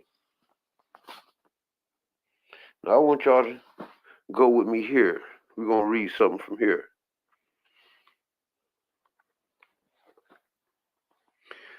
The Ganaya Basu, there. Yeah, so hold on real quick. So I'm going to rewind this just a little bit, just so we can have a frame reference what we're looking at here. So what he has up there on the top left, supposedly, I'll say on the top part, is supposed to be STR markers or short tandem repeat markers for his sex chromosomes and whatnot, right? And so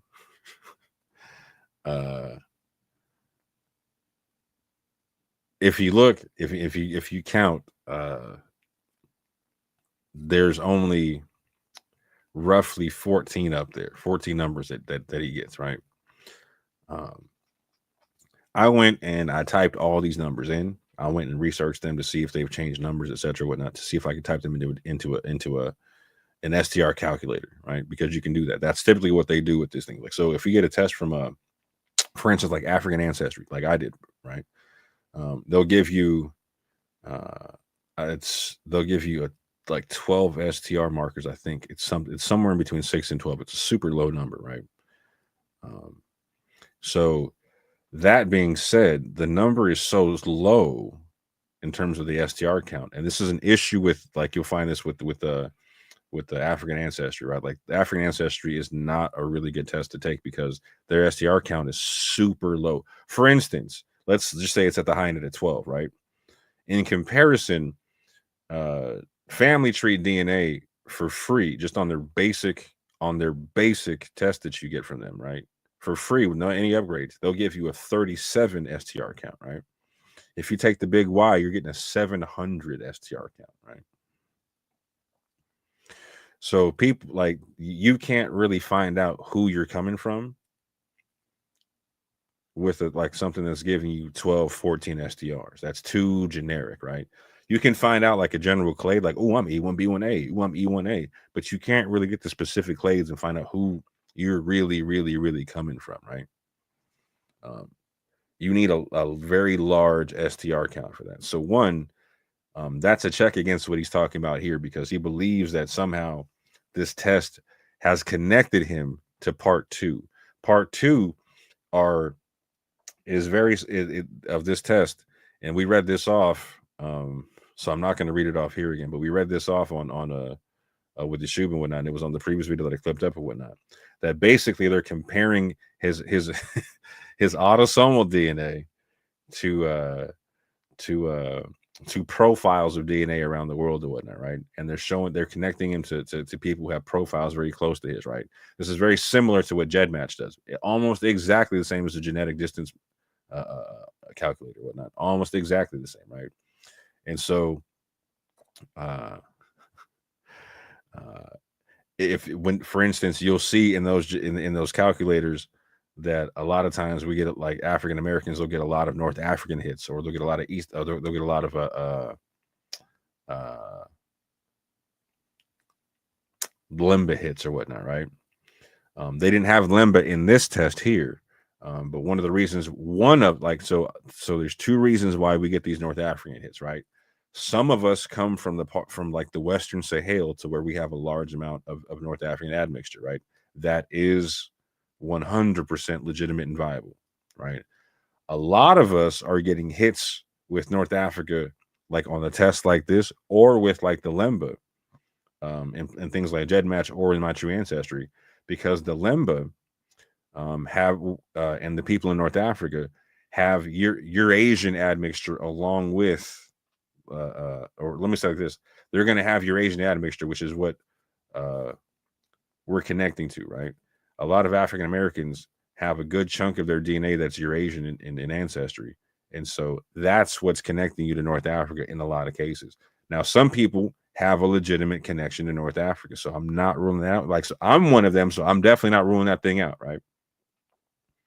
I'm definitely not. So, for instance, in the genetic papers, they consider my haplogroup E1A to be a North African haplogroup. I'm not throwing that out, right? Like, I'm not going against that whole concept, right? I stand on them things, right? What I'm saying is we have to be realistic on the fact that there are these two ways that we get these hits for North African ancestry, and also with the Lemba.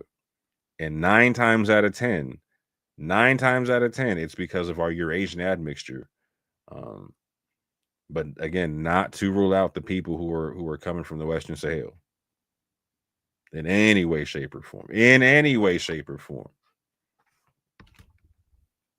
And I'm gonna let this run. No, I'm a completely different thing, my guy. I'm E1A.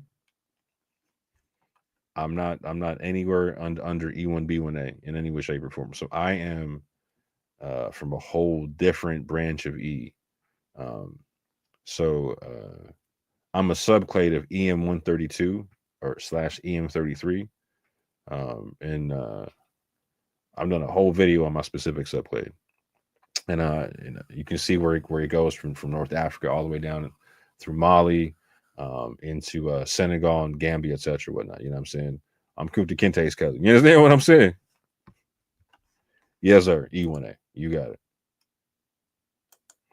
But I'm gonna let this run now. So just to be clear, my guy's looking at a test that's very like it's a mixture of African ancestry and GEDmatch all together, right? To where he's being given something about his haplogroups or whatnot, but they don't really show what they ever are.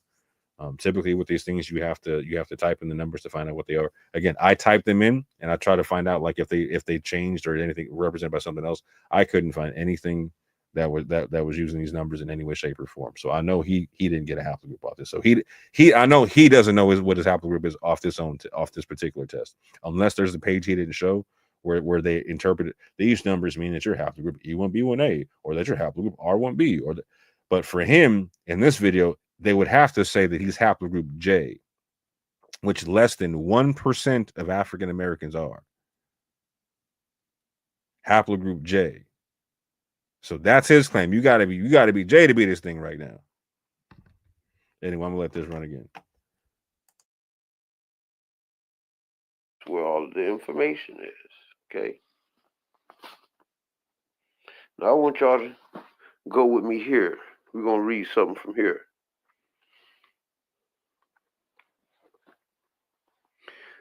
The Ganaya Basu. There was a Portuguese Jewish presence in the Ganaya Basu from the 16th century. Portuguese King Manuel I made reference to a group of Lacedos or Lancandos. Most of these were Portuguese Jews who had been deported. The term Lancedos or Lancados derived from the Portuguese verb to throw out. It related to their outcasts or fugitive role in Luso-African coastal. The Mozabites, we see here. Mozabite.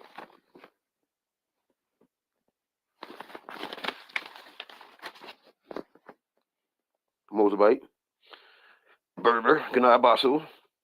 I just talked about the Jews of the Ganaya Basu. The Mozabite people are a Berber ethnic group inhabiting the Mazab natural region in northern Sahara and Algeria. They speak Mozabite, Tamzabit.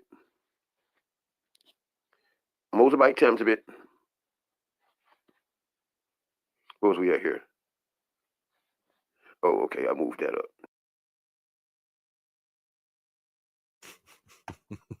And so to be clear, family, the Lanzados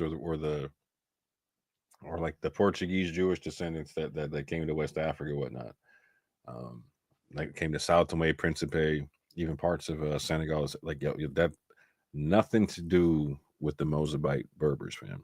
Two completely different stocks of people. Two different groups of people. And you'll see a lot of this to where my man tries to jump time frames and jump time periods and jump, like a lot of people do this, right? But this whole thing about like we're the real Sephardi Jews thing, yeah,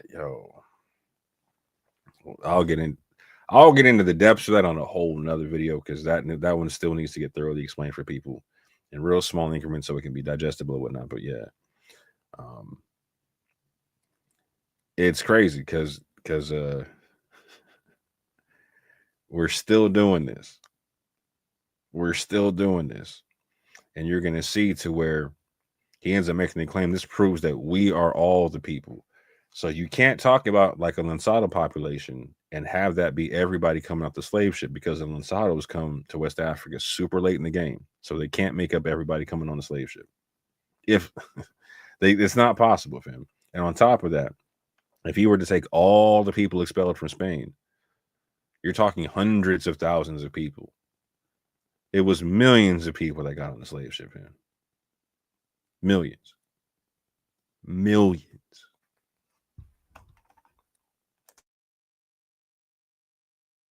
Trying to move that. Mozabite times a bit. Ohe of the Zenati languages in the Berber branch of the Afro-Asiatic family. Many also speak Maghrabi Arabic as a second language. Mozabites are primarily Ibadi Muslims, but there's a small population of Jews as well, and they're all black folks. Ancient Hebrew Berbers of Africa, Berber, indigenous North African tribes who originally spoke dialects of Berber language. Medieval Arabic writers ascribe the ancestry of the Berbers to Goliath the Philistine and maintain their Canaanite origin. The Phoenician colonization of Africa, the long Carthaginian domination, and the survival of Punic, a language closely related to Hebrew, supported these legends, which spread amongst the Berbers themselves. Similar tales are found in the writings of Greek and Latin authors and in the Talmud, which spread the legend that the Canaanite immigrants of their own free will to North Africa. It is said that survivors of the Jewish revolt in Syrencia, 115, 116 Common Era, found refuge amongst the Berbers of Western Libya. Scholars have frequently claimed that the Jews' desire to proselytize found a favorable atmosphere amongst the Berbers from the 1st to the 7th centuries, around the time Islam came, which put a stop to it. African Christianity, whose early converts were 1st to the 7th centuries, I read that twice. African Christianities whose early converts were Jews clashed with Christian proselytism. Archaeological discoveries, epigraphs, and writings of the Christian scholar Tertullian and St. Augustine, indignant at the growing Berber conversions to Judaism, attest to these facts that persecution by the Byzantine forced Jews to settle amongst the Berbers in the mountains and desert regions. Ibn Khaldun confirmed the existence of a large number of proselyte Berbers at the time of the Arab conquest of Africa.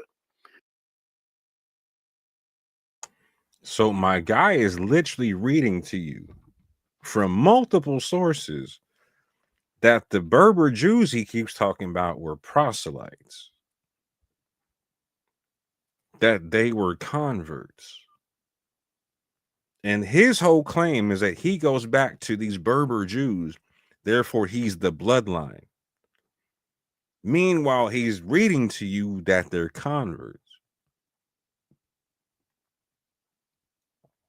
So even if he was able to trace himself back to these Mozabite people that he's talking about, or to these Berber Jews that he's talking about, he's reading from multiple places, from Roman sources, from Islamic sources, etc.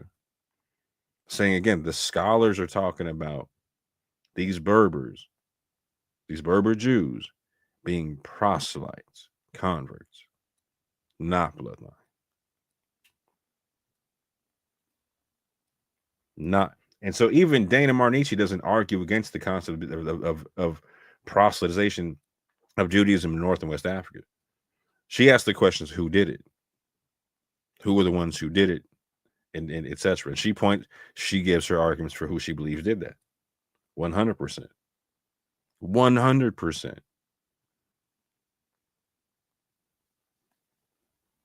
She does not make the claim that you're making.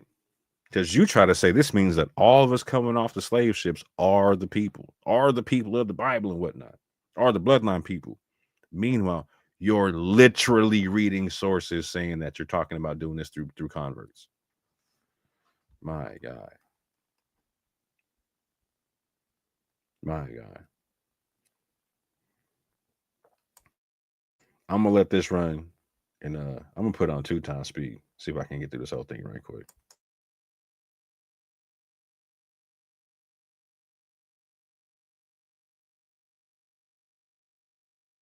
The Islamitization of these countries, however, did not abolish all previous beliefs. Christianity was abandoned rapidly. Judaism continued to exist, and from Tripolitania to Morocco, modern ethnographers and anthropologists encountered small groups whom they called Jewish Berbers.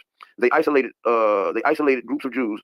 These isolated groups of Jews lived in the high mountains of North Africa until the last few decades. Some scholars designated them as the descendants of Berber proselytes. In most cases, they eventually intermingled with the rest of the population. However, a survival of such groups to the present is now doubted. Say that the Jewish survivors, they doubt to exist, huh? It is difficult to evaluate Jewish life in Berber society because Berbers did not have a written history. Berber history was completely oral. Thus, information on Jewish life comes from travelers who visited the Atlas Mountains, from a few written sources, and from interviews with people who lived in these areas. Two main sources are Hijit Mordecai, written by Mordecai HaKohen, a Jewish scholar from Tripoli, who wrote about the Jews in Jebel Nefusa, south of Tripoli, and a statistical study carried out between 1961 and 1964 by the Mossad, the Israeli Secret Service, during the Yasha operation, in which the Mossad organized the Aliyah of the Jews in that area. Jews coexisted within Berber societies. They had complete autonomy, communal organizations, and possibility of practicing their religions. Jews were mainly occupied in trade and craft and did not work in agriculture. There were some structure of each group, enabling each to earn livelihood. They also shared religious rituals and customs. For example, at Shavuot, the Berbers at Libya poured water on Jews as one of their customs. Yeah, excuse me there, I had a phone call. I had to erase that off of there. The Mossad study referred to Jewish life in Berber society at the end of this existence. In the village of Garwama in southern Morocco, for example, there were 285 Jews. 73% of them below the age of 30. About 20% of their families had 8 members. 50% fewer that 7 persons. 7 Jews were tailored, 7 farmers, 5 merchants, 2 butchers, although more research is needed. It seems that these figures characterize Jewish life in the Berber villages. Moroccan Jews romanticized El Yahud, El Maghribi, Hebrew, Yahudi, Moroccoim. That's from Morocco. That's what that's supposed to be, Moroccoim. That's Jewish Moroccans. Moroccoim. That's how they say Moroccans. Yahudim Moroccan, Jewish Moroccans.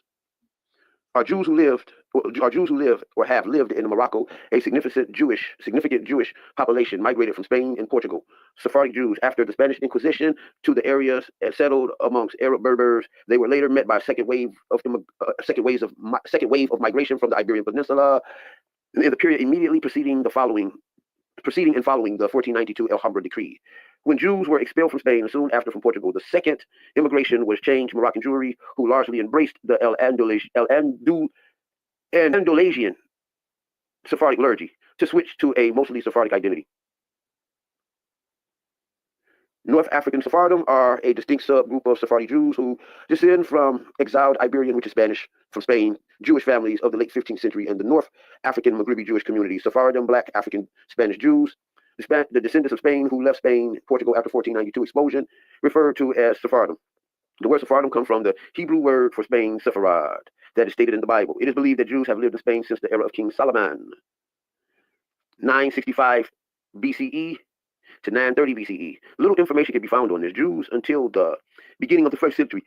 We do not know that in 305 CE, the Council of Toledo passed an edict forbidding Jews from blessing the crops of non-Jews and prohibiting Jews and non-Jews from eating together. I'm a straight up Israelite, y'all. Yes, yes, yes, yes, yes. Look what I have here. Cape Verdean, Connecticut, African American, Alabama, African American, Gennady Basu, African Spanish, Virginia, African American, Northern and Central Moroccan Berbers, Gennady Basu, Berbers, Morocco, and Algeria, Mozabites. Y'all, we are the children of Israel. Don't let these people fool y'all. You got the haters. The most hatingest people are other blacks. There's white people that have accepted this, white Jews that have accepted this, white Christians that accepted this. The only people out here that are not accepting this are heathenized black people. People who wants to go against the writings of people like Ibn Khaldun and Marco Polo and Leo Africanus and Ibn al-Idrisi. I mean, you just got countless and countless and countless of records that I could dig through about the history of the Jews of North Africa. Anybody who got a problem with that is really, really, really sick and have a real problem with self-hatred. You know what I'm saying? The DNA evidence tell you. This is my DNA evidence. All of these societies, if you look them up, have had an early strong history in Judaism.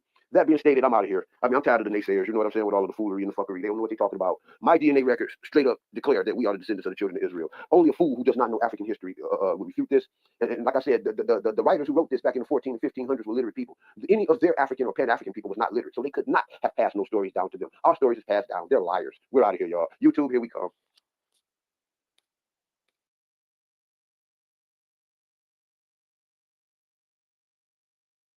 So his DNA evidence. Let me go back to it.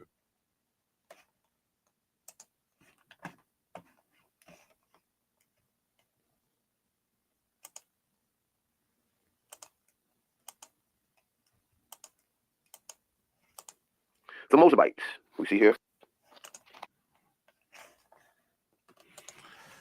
So this DNA evidence he got, right? He said it declares that we're all the people.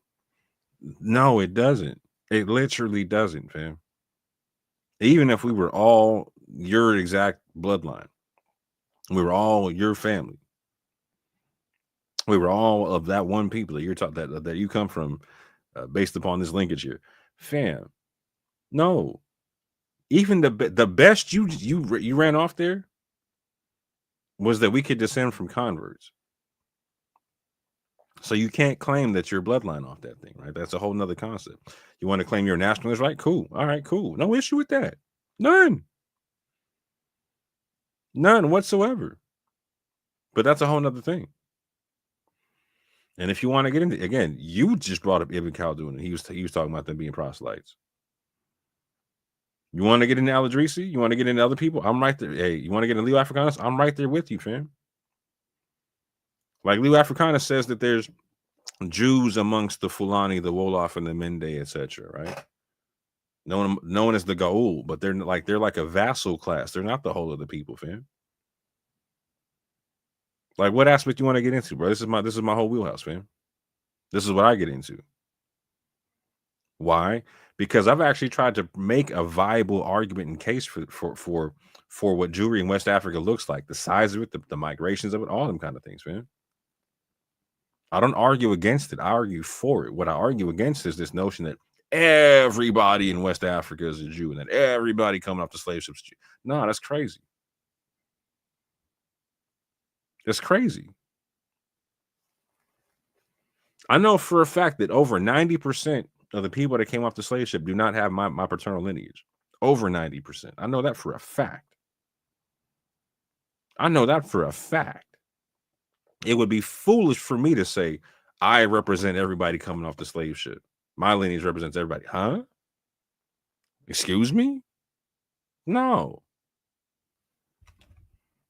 Makes no sense whatsoever. So let me stop sharing this. And let me do this like I did the last time.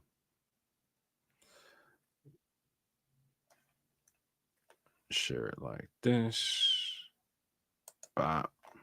Share it like this. Bop. Do that.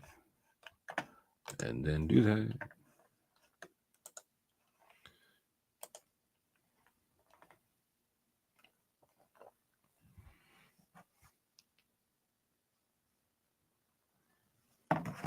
Make sure everything's working. Making sure this is what it looks like on what it is.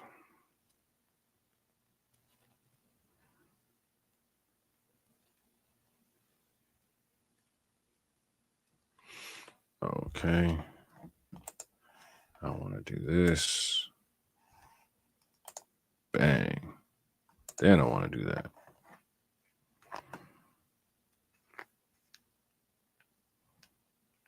Make sure I can hear myself. Okay. Yeah. There we go. Going into part 2 of this thing. So again, like, so this is me, right? In a sense, I'm gonna show you me a little bit, right? I'm E1A. I'm right over here. Let me see. Can you see that from using that? Let's just hope that you can. This is me right here, E1A, right? You can see me connecting, for instance, my guy, to the people that Leo Africanus is talking about, the Fulani in Burkina Faso and Cameroon. You see me in Guinea-Bissau, like you're talking about, the Wolof, the Hausa, the Mandinka, right? Even amongst the Berbers. You'll see my thing. Well, you can't see it now because this is covering it up. But I'm amongst the Berbers at a couple percent, right? I'm a haplogroup, right? No issue whatsoever, right? I can say I'm connected to these people, right? I like me being connected to them does not make them the Jews of the Bible, right? I can go like I can run with Leo Africanus, like, okay, I can say that he said that there was Jews amongst the Wolof, the Mende, and the Fulani. Okay, got you. Among them, not all of them. Again, and more so like in a vassal-like state type of a thing, right? The best I can do if I want to connect to that thing is I'm connected to these people and potentially on some national convert kind of thing, right? Like, again, these Berbers had no issue doing. The Berbers you keep citing, they had no issue converting. I can look back and maybe do something like that. But again, me connecting to them does not make all of us them.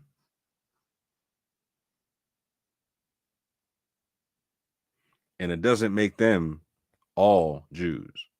And there's no source that you've ever read that said all of them were. From Idrisi to Ibn Khaldun to Leo Africanus, the people you mentioned, they didn't say what you just said. They didn't say that. And again, me having to correct myself, right? The Tuareg don't carry 6%. They got 3%, my guy. It's even less. And in Mali, too. Now, see, why is that important? See, people like me actually do talk about Jewish migrations into West Africa and whatnot, right? And like, again, I'm on this channel. You can see me talking, sitting down with Kohen Hamadishe, for like, God rest his soul, from the Lemba tribe themselves, who are known carriers of J1 and to the Parfit. And I'm talking to them about 2 potential migrations. When we look at the Lemba stories and whatnot, and the stories from Senda and all that type of stuff, it sounds like there were 2 migrations that came out from the Lemba. Once when there was a drought, and once when there was a dam that broke, when there was a flood, which is consistent with certain migration stories of when people came from Yemen to West Africa, right? There's one about a flood breaking that's super, like, so when they talk, when the Lemba talk about going to East Africa, it's because of a drought. When they go to when there's a potentiality of them going to West Africa with the other Yemenite people that are going there, it's consistent with the story about a dam breaking, right? So I would expect to see some genetic trace of their J1 coming through if that's the case. And where do I get these stories about potential people coming through? Like I get these happening in Mali and whatnot. And I can go see people amongst them, right? And so this bit here, if you get it again, something Dana talks about a lot is a lot of these people that came over in these migrations, they clung to people like the Tuareg on some vassal type stuff, right? And so what do we see amongst them? We see the Tuareg have majoritively like the EM81, which is like the Berber haplogroup or whatnot, right? They got majoritively minoritively EM78, which if you pay attention to we talk about, we think that most likely that the descendants of Abraham, Isaac, and Jacob are going to be EM70, some form of EM78, etc., right? And at the very least, some form of E1B1B, right? But so for when you're looking at it from my perspective, What I'm trying to find, like, is there potentiality of us being able to trace this migration? You know, I talk about the ENJ block party all day being the base of the mixed multitude. So when I find that EM78 there in Mali, and I find the J1 there in Mali, I have reason to go look now. But I also have to go verify all this stuff in these studies that are here. I can't just say that for a fact. I have to go verify this thing, right? Trust, but verify. And again, I'm somebody who believes in trying to prove out whatever is there, and that there's potential, a real strong potential of being able to prove out a potential migration from Yemen that's consistent with the Limba migrating to East Africa and also potentially to West Africa via secondary migration. I've been on that one for a long time, man. I've been on that since before I was able to speak to Cohen Hamadisha, God rest his soul. So don't try to gaslight me like, oh, you don't believe. No. I believe in proving real tangible links and whatnot, right? Because like Dana said, right, and like you're reading in your text and whatnot, my guy, that there's conversions and proselytes all over the place, right? So if there's proselytization and whatnot, who's doing it? There's got to be a population doing it. And like you read, there's a population that comes in from Canaan that does that, right? We also know there's populations that come in from Southern Arabia. And so if you're talking about people coming to North Africa, I'm talking about people coming into West Africa.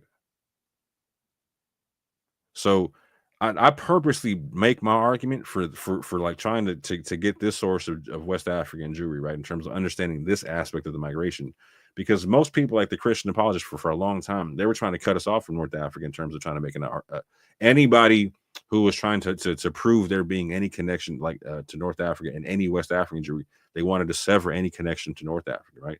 So I was like, no, I'll give you that. I'm typically, when I debate people or concepts, I try to concede as much stuff as I can and just stick with the strongest stuff possible, right? And so if I can prove a West that, like, if there is, and again, there's always been evidence of this, right? Like, so if I can prove out from the evidence a migration of Jews into West Africa that had nothing to do with North Africa, it completely shoots a lot of stuff in the face that people were talking about for the last few years, right? And so what's crazy about that is I can't even get people to really look at what I'm talking about and really, really analyze what I'm talking about, because they're too busy going through all this crazy pseudo nonsense that we got to put to bed now. Because in 2025, pseudo is a must die. Must die. And so again, I didn't ask you for an apology, Yasha. I asked you to have integrity. You said you vetted the AI info. And again, based upon your covenant, thou shalt not lie as part of your covenant. You on authority without any accountability, and that will not stand as long as I'm on the scene, fam. We can't do that no more. We can't do that no more. It's time to scholastically separate the men from the boys. And again, you read this yourself with your own mouth. Scholars have frequently claimed that the Jews' desire to proselytize found a favorable atmosphere among the Berbers from the 1st to 7th centuries. So again, the people you're even trying to connect yourself to, not bloodline. Be okay with being a convert. Nothing wrong with that. You read this with your own mouth. Ibn Khaldun confirmed the existence of a large number of proselytized Berbers at the time of the Arab conquest of Africa. Again, fam. Again, you yourself are shooting your own argument in the foot. So please don't be mad at me because I asked you to be accountable to that stuff, man. Because I'm not sorry about it in any way, shape, or form. In any way, shape, or form.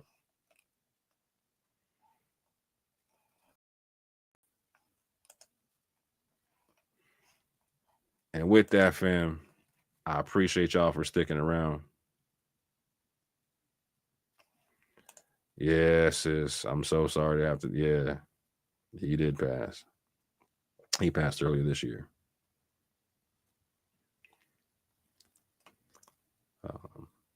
Yeah. In his honor, I'll be doing a lot of work towards a lot of good things and whatnot. But yeah, I'm sorry to have to tell you, yeah, he did pass. But with that, family, I've hit the 2-hour mark. I appreciate you. I appreciate you for tuning in. Let me know your thoughts down below. And with that, I say peace and love.